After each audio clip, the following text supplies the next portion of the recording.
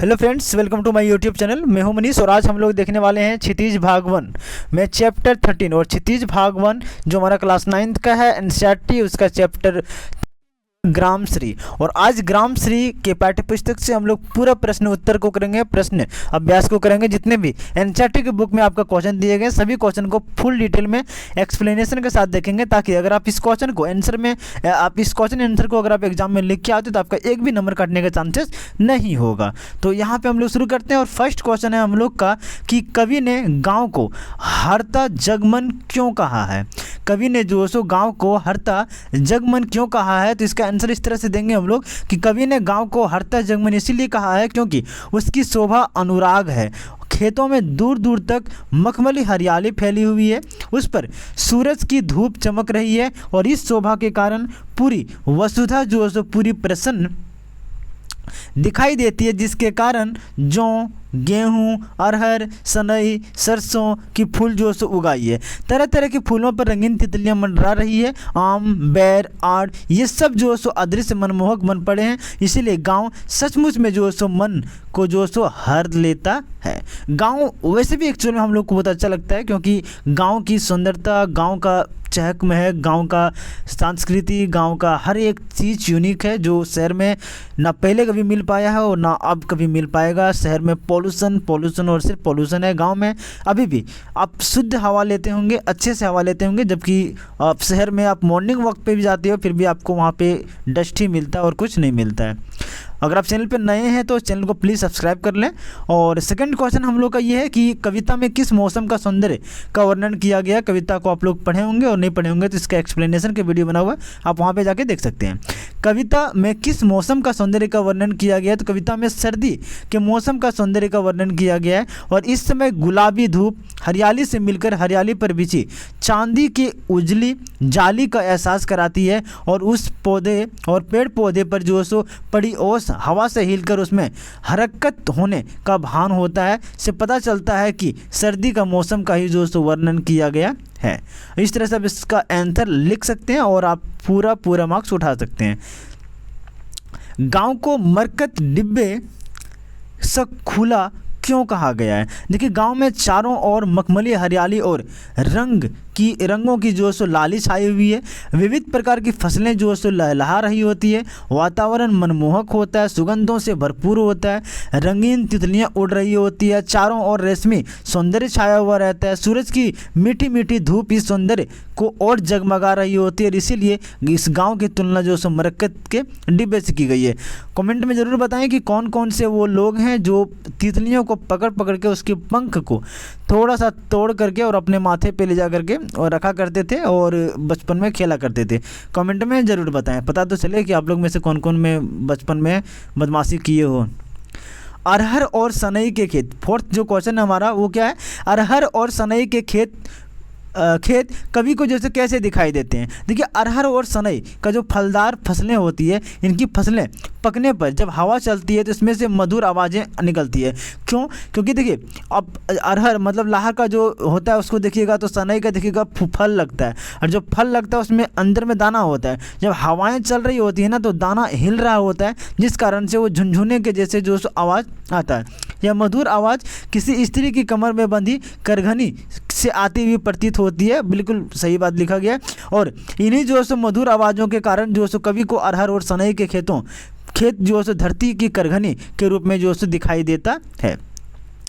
आगे fifth question है कि भाव स्पष्ट कीजिए। और यहाँ पे हमने भाव स्पष्ट कीजिए में से दोनों का अलग अलग आंसर को लिखा हुआ है कि बालू के सांपों से अंकित गंगा की सतरंगी रेती। इसका आंसर क्या हो जाएगा, गंगा तट की जो सो रेत जो होती है, बाल जो सो खाते सांप की तरह जो सो लहरदार होता है और वह जो सो विविध रंगों वाली होती है। दूसरा क्वेश्चन है, हसमुख हरियाली हिम आतप सुख से जो सो अलसाए से सोए हैं। क्या हो जाएगा इसका राइट आंसर? इसका राइट आंसर हो जाएगा कि हरियाली धूप के प्रकाश में जगमगाती हुई हंसमुख सी लग रही है। सर्दी की धूप भी जो सो स्थिर और शांत है। उन्हें देखकर यूँ लगता है मानो दोनों जो सो अलसाकर एक दूसरे के संग में सो गए हो। और यहाँ पे 6 क्वेश्चन है कि निम्न पंक्तियों में कौन सा अलंकार है। अलंकार लिखना है हमको, ठीक है। तो अलंकार देखते हैं हम लोग।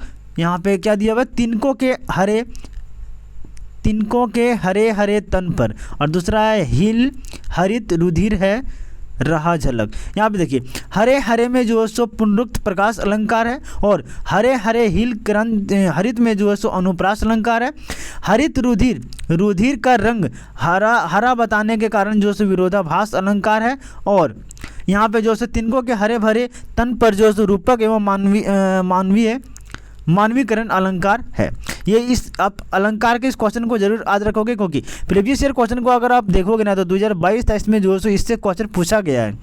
हालांकि प्रीवियस ईयर का मैं एक मैराथन वीडियो डाल दूंगा जहां पर आपको क्षितिज भाग 1 का टोटल सिर्फ और सिर्फ वही क्वेश्चन को डालूंगा जो एग्जाम में पूछे गए हैं या तो पूछे जाने वाले हैं। तो ये चैनल को आप सब्सक्राइब कर लें ताकि जब हम वीडियो को अपलोड करें तो आपके पास नोटिफिकेशन चला जाए और आप उसका लाभ उठा पाएँ, क्योंकि एग्जाम से पहले इस तरह के क्वेश्चन का बहुत ज़्यादा डिमांड होता है और बहुत ज़्यादा इम्पॉर्टेंट भी होता है, क्योंकि आ तो किसी एग्जाम में आ चुका होता है वो क्वेश्चन, आ तो आने वाला होता है। क्षितिज भाग 1, क्षितिज भाग 2, हर बुक का जो सो अलग अलग मैं आपको मैराथन दे दूंगा जो 3 से 4 घंटे का होगा। इसमें पूरा बुक कवर रहेगा, एक एक चैप्टर का एक एक क्वेश्चन भी उसमें रहेगा और इम्पॉर्टेंट क्वेश्चन भी रहेगा, है ना।